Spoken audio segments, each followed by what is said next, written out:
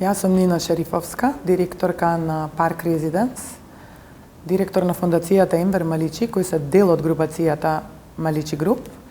Исто така сум косопственик на неколку компании кои што се занимаваат главно со дигитална писменост на млади и едукација. Може би ова звучи дека е многу или како невозможна мисија, меѓутоа за мене успешност е она што го носите во себе, а не на себе. Маличи Груп е корпорација која што делува повеќе од 30 години.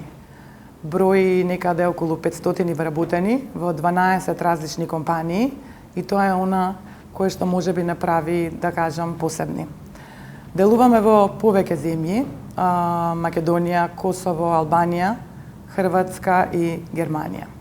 И исто така сме застапени во повеќе индустрии, како што се трговија, производство, недвижности, туризам и градежништвото. Секоја година како групација, односно како вработени во групацијата, се трудиме да биде поуспешна од претходната, совладувајќи ги нели сите предизвици кои што ги носи самиот бизнис.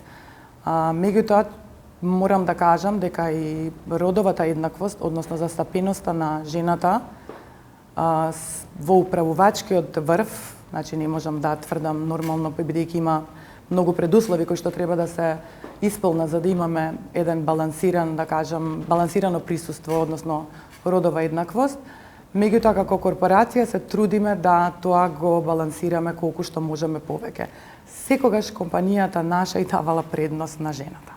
Иако економското учество и можностите на жената растат, нели, во ново време, меѓутоа Светскиот економски форум проценува дека со ова темпо некаде ќе ни требаат уште 150 години за да достигнеме некаква балансираност во родовата еднаквост. А додека од друга страна, предизвиците на нашето време се да вештачката интелигенција веќе го заменува човекот. Значи не е битно дали е маж или жена.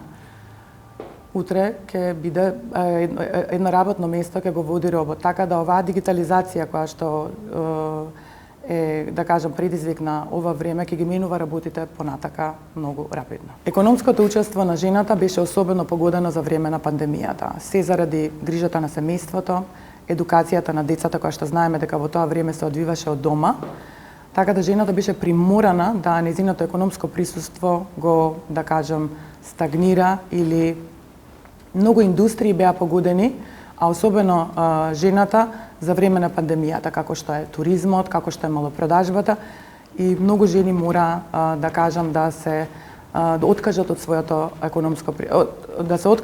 работно место. Порано жените почнуваа сопствен бизнис, бидејќи немаа избор. И тоа беше единствената шанса да можат да се вработат и да додадат вредност. За разлика од денеска, жената предприемник има избор. Таа има иновативни идеи. Таа е доста рамноправна. Таа е одлучна. Таа е важна. И полека мислам дека се надминуваат повеќето бариери кои што сме ги имале во минатото. Женското предприемништво носи повеќе предизвици од машкото, бидејќи од жената се очекува да биде мајка, да биде ќерка, да биде домакинка, сопруга и така натаму. 19 ноември е меѓународен ден на женското предприемништво. При Обединетите нации се слави некаде од 2014 година. За жал, кога ќе напишете 19 ноември на пребарувањето на Google, ќе сватите дека женското предприемништво е засенето од денот на мажите, кој што исто така е 19 ноември. Иако треба да се слават и двете, сепак евидентно е нееднаквоста на вниманието.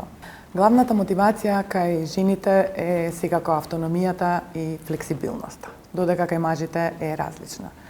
Жените, пред да се одлучат на ваков чекор, статистички е докажано дека повеќе инвестираат во себе, односно се доедуцираат, дообразуваат и повнимателно и темелно и од повеќе аспекти ги согледуваат перспективите пред да се одлучат на чекор напред. За разлика од мажите се client oriented, да кажам. Client oriented, односно, кога би ги поделила со термини, жените се повеќе task oriented, додека мажите се повеќе client oriented.